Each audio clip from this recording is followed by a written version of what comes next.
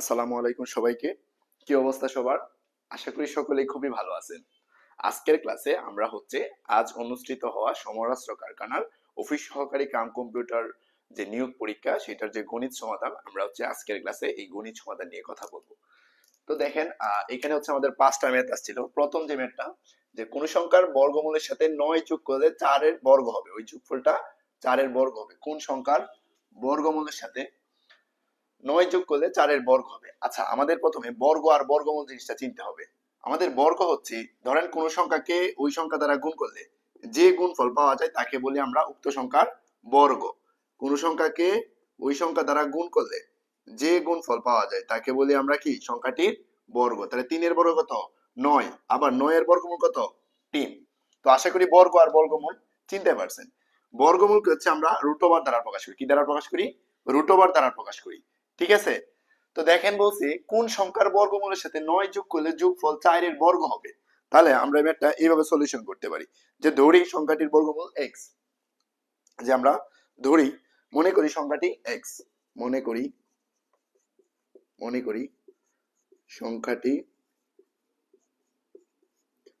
সংখ্যাটি x। তাহলে কি বলছে? x এর সাথে 9 যোগ করলে মানে এইটার বর্গমূল করলে, তাই তো? তো ধরেন শর্ত মতে কি বলছে? এটার বর্গমূল কোন সংখ্যার বর্গমূল? তাহলে x ধরছি না, তাহলে রুট ওভার x। x এর বর্গমূল সাথে কত যোগ করলে? 9 যোগ করলে কি হয়? 4 এর বর্গ হয়। তাহলে এই যে 4 স্কয়ার বা রুট x প্লাস 9 আছে না এই পাশে, এলে কি হবে? মাইনাস 9। 4 4 কত? 16 মাইনাস 9। 16 থেকে 9 চলে গেলে কত থাকতেছে আমাদের? 7। রুট x এর ভ্যালু কত পাইছি? 7। তাহলে আমাদের তো x এর ভ্যালুটা বের করতে হবে যেহেতু x টা ধরছি। বা তাহলে আমরা কি পাচ্ছি? সুতরাং x কত পাচ্ছি? সে এই পাশে রুট উঠাইতে গেলে এই পাশে কি করতে হবে? স্কয়ার করতে হবে। 7 সাথে কত? 49। তাহলে আমাদের আনসারটা কত আসতেছে? দেখেন আমরা যদি 49 এর সাথে অর্থাৎ 49, তাই তো? তো 7 এর বর্গমূল কত? 49। তাহলে কোন সংখ্যার বর্গমূলের সাথে 9 যোগ করলে 4 এর বর্গ হবে? সংখ্যাটি কত? 49। 49 এর বর্গমূল কত? 7। তাহলে আমরা সংখ্যাটা পেলাম কত? 49। এটা আমাদের আনসার। দেখেন আমি যদি তার একটু বিশ্লেষণ করি, ধরেন 7 কে যদি আমরা 7 দ্বারা গুণ করি তাহলে কত পাবো? 49। তাহলে 7 এর বর্গ কত? 49। আবার 49 এর বর্গমূল কত? 7। তো আশা করি এই বিষয়টা আপনারা ক্লিয়ার হয়েছেন, বর্গ এবং বর্গমূল সম্পর্কিত বিষয়টা। আচ্ছা, তো তারপরে দেখেন 2 নাম্বার যে ম্যাথটা দিছে, 2 নাম্বার ম্যাথে কি বলছে আমাদের? 2 নাম্বার ম্যাথে বলছে ত্রিভুজে 3 কোণের সমষ্টি 3:4:5 হলে সবচেয়ে বড় কোণটির মান কত? এই টাইপের ম্যাথ অনেক ইম্পর্টেন্ট এবং অনেকবার পরীক্ষা আসছে। ঠিক আছে? তো কি দেওয়া আছে? দেওয়া আছে, দেখেন কি দেওয়া আছে, তিনটা ত্রিভুজের অনুপাত কত আছে? 3:4:5। এখন আপনাদের জানতে হবে যে ত্রিভুজের 3 কোণের সমষ্টি কত ডিগ্রি?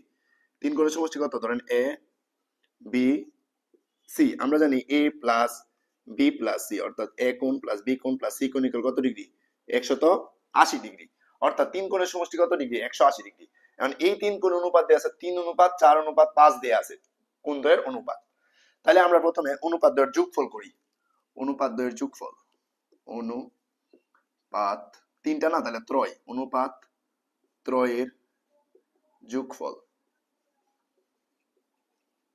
অনুপাত ত্রয়ের যোগফল 3 যোগ 4 7, 7 5 কত? 12। কত পাইলাম? 12 পাইলাম অনুপাত ত্রয়ের যোগফল। ঠিক আছে? তো আমাদের কি বলছে? সবচেয়ে বড় সংখ্যাটা কত? তাহলে আমরা লিখতে পারি না, দেখি 3 কোণের সমষ্টি কত জানি? 180। সুতরাং বড় কোণটি হবে, বড় কোণটি হবে, বড় কোণটি কোনটা হবে? যে 5, সবচেয়ে বড় কোণ কোনটা? 5 বাই কত? 12 ইনটু আমাদের কত ডিগ্রি? 180 ডিগ্রি। যেহেতু 180, তিনটার অনুপাত পাইলাম 12। ঠিক আছে? আর সবচেয়ে বড় কোণ কত দেয়া আছে? 5। তাহলে 5 বাই 12 ইনটু 180। তাহলে আমরা এটা ক্যালকুলেশন করি যে আমরা যদি 12 দ্বারা এটাকে ক্যালকুলেশন করে কত পাই? 75 ডিগ্রি। নরমালি কত পাচ্ছি? 75 ডিগ্রি। ঠিক আছে? তো এটা ক্যালকুলেশন করলে কত পাচ্ছি আমরা? 75 ডিগ্রি। সুতরাং বড় কোণটার মান কত? 75। ওকে? তো এটা অনেকভাবে সলিউশন করা যায়। তো আমি একটা সলিউশন দেখালাম, আপনারা আশা করি জিনিসটা বুঝতে পারছেন। ওকে? আচ্ছা, তারপর দেখেন এটা ক্যালকুলেশন করলাম, এটা গেল। থার্ড নাম্বার, 3 নাম্বারে কি বলছি? যে একটি বস্তু কত টাকা? 324 টাকা বিক্রয় করলে 10% ক্ষতি হয়, কত টাকা বিক্রয় করলে 10% লাভ হইতো? এই টাইপের ম্যাথ একদম 3 স্টার ম্যাথ যেটাকে বলি আমরা, যে নির্বাচিত যদি 50টা ম্যাথ দিই তার মধ্যে আমি এই ম্যাথটা দিব, ঠিক আছে, যে সবচেয়ে বেশি বার আসা যে গোটা ম্যাথ তার মধ্যে এই টাইপের ম্যাথ বা এই ধরনের ম্যাথ গুলো কিন্তু অনেকবার এসে থাকে। তো আপনারা এই ম্যাথ গুলো একটু ভালো করে করবেন। দেখেন তিনে কি বলছে, একটি বস্তু 324 টাকা বিক্রয় করলে 10% ক্ষতি হয়। তাহলে আমরা তারপর বলছি কত টাকা বিক্রয় করলে 10% লাভ হইতো। অঙ্কটা হচ্ছে দুইটা স্টেপে করতে হবে। ওকে, সো দেখেন আমরা যদি ম্যাথটা সলিউশন করি তাহলে এইভাবে করতে পারি যে 10% ক্ষতিতে বিক্রয় মূল্য, তাহলে ধরি বস্তুটির ক্রয় মূল্য 100 টাকা, তাহলে 10% ক্ষতিতে বিক্রয় মূল্য কত হবে? 10% ক্ষতিতে বিক্রয় মূল্য কত? 90 টাকা। ধরি 10%, আচ্ছা এটা তো আমরা জানি 10% ক্ষতিতে বিক্রয় মূল্য, বিক্রয় মূল্য 10% ক্ষতি যেত তাহলে 100 থেকে কমে যেত। যদি 100 টাকা হইতো তাহলে 10% ক্ষতিতে 100 মাইনাস 10, 100 মাইনাস 10 তার মানে কত টাকা? 90 টাকা, তাই তো? তাহলে বিক্রয় মূল্য 90 টাকা হলে ক্রয় মূল্য কত টাকা? 100 টাকা। তাহলে আমরা লিখতে পারি বিক্রয় মূল্য, বিক্রয় মূল্য 90 টাকা হলে ক্রয় মূল্য 100 টাকা। বিক্রয় মূল্য 90 টাকা হলে ক্রয় মূল্য হয় 100 টাকা। বিক্রয় মূল্য 1 টাকা হলে ক্রয় মূল্য কত হবে? 100/90 টাকা। তাহলে বিক্রয় মূল্য কত বলছি? 324 টাকা বলছি। 324 টাকা হলে ক্রয় মূল্য কত? তাহলে 100 গুণ 324 ভাগ কত? 90 ইকুয়াল। তাহলে দেখেন আমরা এটা কিভাবে ক্যালকুলেশন করতে পারি, যদি ক্যালকুলেটর ইউজ করি সেক্ষেত্রে হচ্ছে 90 দ্বারা যদি এটা ভাগ করি, 3 নং 27, 9 দুগুণ 18, 3 নং 27, 240 থেকে একটু কম, তাহলে এটার ভ্যালুটা কত আসে? 3 নং 27, 4 নং 36, তাহলে কম, তাহলে 3 পয়েন্ট কত আসতেছে? আমরা যদি ক্যালকুলেশন করি তাহলে পাচ্ছি হচ্ছে 3.8, 3 পয়েন্ট, এটা এটা কাটলে কত হয়? 3.8, এটা যদি গুণ করি 3.8 দ্বারা 3.6 হয়, 3.6 হবে শুনুন, ঠিক আছে, এটা হচ্ছে 3.6 দ্বারা 100 গুণ করলে কত? 360 টাকা। কত টাকা পাচ্ছি? 360 টাকা পাচ্ছি। তাহলে বিক্রয় মূল্য 90 টাকা হলে ক্রয় মূল্য, বিক্রয় মূল্য এত টাকা হলে ক্রয় মূল্য কত? 360 টাকা। আবার কি বলছে? 20% লাভ হইতো। তাহলে আবার যদি 100 টাকা হইতো তাহলে 20% লাভে কত হইতো? 120 টাকা। যে 20% লাভে বিক্রয় মূল্য, 20% লাভে বিক্রয় মূল্য, 20% লাভে কত হইব? 100 যোগ 20, তাহলে কত হইব? বা 120 টাকা। তাহলে 20% লাভে বিক্রয় মূল্য কত? 20% লাভে হচ্ছে আমাদের 120 টাকা। তাহলে বিক্রয় মূল্য যদি 120 টাকা হয়, ওকে, ক্রয় মূল্য কত? 100 টাকা। বিক্রয় মূল্য যদি ক্রয় মূল্য যদি 100 টাকা হয়, বিক্রয় মূল্য 120 টাকা, তাহলে আমাদের কি চাইছে? আমাদের কত টাকা বিক্রয় করলে 20% লাভ, অর্থাৎ বিক্রয় মূল্যটা চাইছি। তাহলে আমরা লিখতে পারি ক্রয় মূল্য 100 টাকা হলে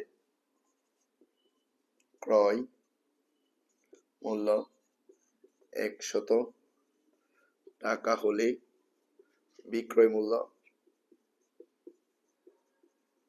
ক্রয় মূল্য 100 টাকা হলে বিক্রয় মূল্য কত টাকা? 120 টাকা। ওকে, ক্রয় মূল্য 1 টাকা হলে বিক্রয় মূল্য কত? 120 বাই হচ্ছে 100 টাকা। সুতরাং ক্রয় মূল্য কত পাইছি আমরা? 360 টাকা হলে বিক্রয় মূল্য কত হবে? তাহলে 120 গুণ 360 ভাগ কত? 100। তাহলে আমরা যদি এটা কাটি কত হচ্ছে আমাদের? 3.6, 3.6 এটা, অথবা 5 দ্বারা যদি কাটি, 5 20 সঙ্গে 100, 20 দ্বারা কাটলে 5 20 সঙ্গে 100, 6 20 সঙ্গে 120, এটা কত পাচ্ছি? 6 20 সঙ্গে 120, 5 20 সঙ্গে 100, 5 দিয়ে এটা কাটলে কত হয়? 72, 5 72 36 না? 5 5 দিয়ে যদি 72 গুণ করি কত হয়? 5 72 কেমনে হবে? 5 12, 5 দিয়ে যদি আমরা 360 কে কাটি তাহলে আমাদের ক্যালকুলেশন কত আসে? 72, ঠিক আছে, 5 72 360, তাহলে হ্যাঁ 5 72 300, তাহলে 6 72 কত? 300 কত হয় সম্ভবত আনসারটা? 432। 6 দিয়ে যদি 72 গুণ করি, যে 72 গুণ 6, 6 দুগুণে 12, 2 হাতের আছে 1, 6 7 42 আর 1 কত? 43, তাহলে হচ্ছে 432 টাকা। সুতরাং উত্তরটা কি হবে আমাদের? এটা হচ্ছে আমাদের আনসার। আনসারটা কি হবে? যে কি চাইছি? একটি বস্তু 324 টাকা বিক্রয় করলে 10% ক্ষতি হয়। কত টাকা বিক্রি করলে 20% লাভ হইতো? তাহলে 432 টাকা বিক্রি করলে 20% লাভ হইতো। দেখেন আমি যদি অঙ্কটা আবার একটু বলি, বলছে 10% ক্ষতিতে, তাহলে যদি 100 টাকা হইতো তাহলে 10% ক্ষতি 90 টাকা। বিক্রয় মূল্য 90 টাকা, ক্রয় মূল্য 100 টাকা, বিক্রয় এত টাকা হলে ক্রয় মূল্য কত? আবার 20% লাভে ক্রয় মূল্য বিক্রয় মূল্য 100 টাকা হলে 20% লাভে 120 টাকা, ক্রয় মূল্য 100 টাকা হলে বিক্রয় মূল্য 120, ক্রয় মূল্য 1 টাকা হলে কত 360 টাকা হলে কত। এই টাইপটা অনেক গুরুত্বপূর্ণ এবং এটা অনেকবার আসে থাকে, তো এটা একটু ভালো করে করবেন। আচ্ছা, তারপর দেখেন আমাদের 4 নাম্বার যে ম্যাথটা আছে, 4 নাম্বার ম্যাথে কি বলছে, এইটা কিন্তু একদম মানে পরীক্ষা আইসা রয়েছে এই টাইপের ম্যাথ আপনার যত পরীক্ষা দিবেন যে কোনো পরীক্ষা দেন, ঠিক আছে, সকল পরীক্ষার জন্য ইম্পর্টেন্ট। পিতা পুত্রের ম্যাথ, ঠিক আছে, মাতা কন্যার ম্যাথ, গরু ছাগলের ম্যাথ। ওকে, দেখেন পিতা ও পুত্রের বয়সের সমষ্টি কত, 40 বছর। 10 বছর পর তাদের বয়সের অনুপাত কত, 3:1 হলে পুত্রের বর্তমান বয়স কত। তাহলে আমরা ধরি যে কাটা চাইছি, পুত্রের বর্তমান বয়সটা চাইছি না, তো আমরা এই ক্ষেত্রে কি ধরতে পারি, যে পুত্রের বর্তমান বয়স ধরি x বছর।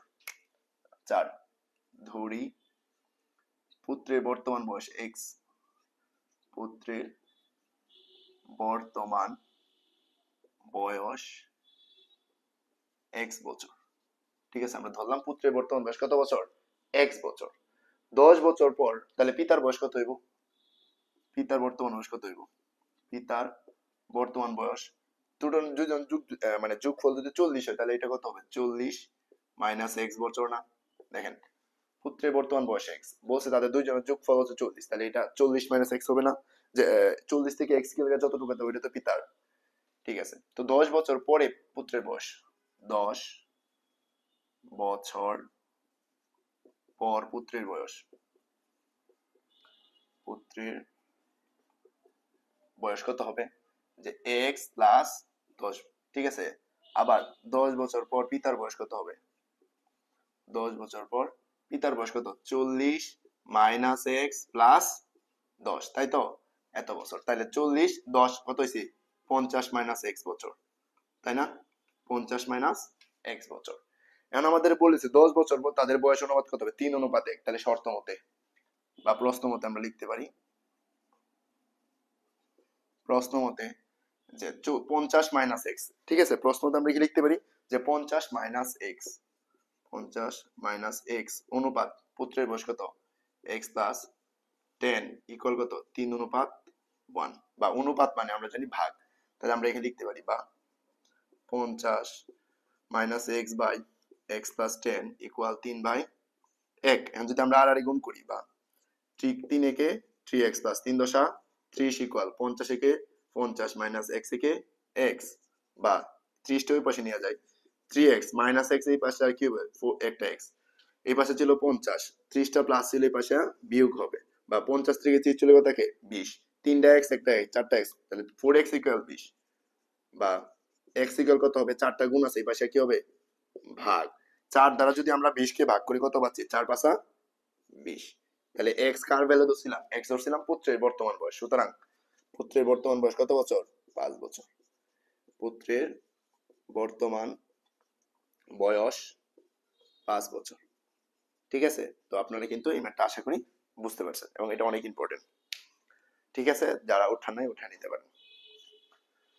ওকে, তারপর হচ্ছে আমাদের 5 নাম্বার যে ম্যাথটা আছে, যে কি বলছে, 3x মাইনাস ওয়াই ইকুয়াল 12 হলে, দেখেন আমরা হচ্ছে ওই ম্যাথটা এখন করবো, 5 নাম্বার যে ম্যাথটা উঠাইছি ওইটা। আচ্ছা, 5 নাম্বার ম্যাথটাতে বলছে দেওয়া আছে, দেওয়া আছে কি দেওয়া আছে, 3x মাইনাস ওয়াই ইকুয়াল কত, 12 হলে কিসের ভ্যালু বের করতাম, 8 to the power x by 2 to the power y এর ভ্যালুটা বের করতাম। ওকে, সো আমরা এখান থেকে আগে y এর ভ্যালুটা একটা ভ্যালু নির্ণয় করি, বা ধরেন 3x, আমরা যদি y টা রাখি 3x টা এই পাশে পাঠাই, তাহলে মাইনাস y ইকুয়াল কত, 12 মাইনাস 3x, বা আমরা যদি মাইনাস দ্বারা গুণ করি তাহলে কত হবে, y ইকুয়াল, এটা সামনে চলে আসলে প্লাস, এটা প্লাস ছিল মাইনাস, তাহলে y এর ভ্যালু কত পেলাম, 3x মাইনাস 12। এখন আমরা প্রদত্ত রাশি রাখলাম, প্রদত্ত রাশি, প্রদত্ত রাশি কত আছে, 8 to the power x by 2 to the power y, বা 8 কে আমরা লিখতে পারি 2 কিউব, 2 কিউবের ভ্যালু আমরা জানি 8, পাওয়ার x রাখলাম 2, y এর ভ্যালু কত, 3x মাইনাস 12, তাহলে 2 3 আর x এ গুণ করলে কত, 3x নিচে 3x মাইনাস 12। আমরা জানি সূচকের নিয়মে ভাগের সময় পাওয়ার গুলো কি হয়, বিয়োগ হয়, তাহলে দুইটা ভ্যালু সেম, ভিত্তি সেম, তাহলে পাওয়ার গুলো বিয়োগ করে দিব, 3x মাইনাস 3x মাইনাস মাইনাসে প্লাস 12, দেখেন প্লাসের 3x মাইনাসের 3x কাটা 2 to the power 12, two to the power 12 এর ভ্যালু জানার কথা অনেক বড়, 4096 অ্যাট লিস্ট। হ্যাঁ, টু টু দি পাওয়ার 3 এর ভ্যালুটা হচ্ছে আমাদের 4096। কত আসে? 4096, এবং এইটাই হচ্ছে আমাদের আনসার। সো আশা করি আপনারা এই টাইপের ম্যাথটা বুঝতে পারছেন। ঠিক আছে, তো এই ছিল হচ্ছে আমাদের আজকে অনুষ্ঠিত হওয়া সমরাস্ত্র কারখানা অফিস সহকারী কাম কম্পিউটার মুদ্রাক্ষরিক পরীক্ষার যে এমসিকিউ পরীক্ষা, সেটা যে রিটেন পরীক্ষা, সরি, যে রিটেন পরীক্ষা, ওই লিখিত পরীক্ষা 5টা গণিত আসছে, ওই 5টা একদম এ টু জেড বেসিক সহ সলিউশন করে দিলাম। তো এরকম আপনারা কে কোন ধরনের পরীক্ষার বা কি কি ম্যাথ সলিউশন করতে সমস্যা হচ্ছে এটা আমাদের সাথে শেয়ার করতে পারেন। আমরা হচ্ছে আমাদের জায়গা থেকে সর্বোচ্চটা আপনাদের জন্য করতে রাজি আছি। ঠিক আছে, তো সকলের জন্য শুভকামনা। সকলেই দোয়া করবেন আমার জন্য। ঠিক আছে, আপনাদের জন্য দোয়া করি যেন আপনারা ভবিষ্যতে ভালো কিছু করতে পারেন। ঠিক আছে, আল্লাহ হাফিজ।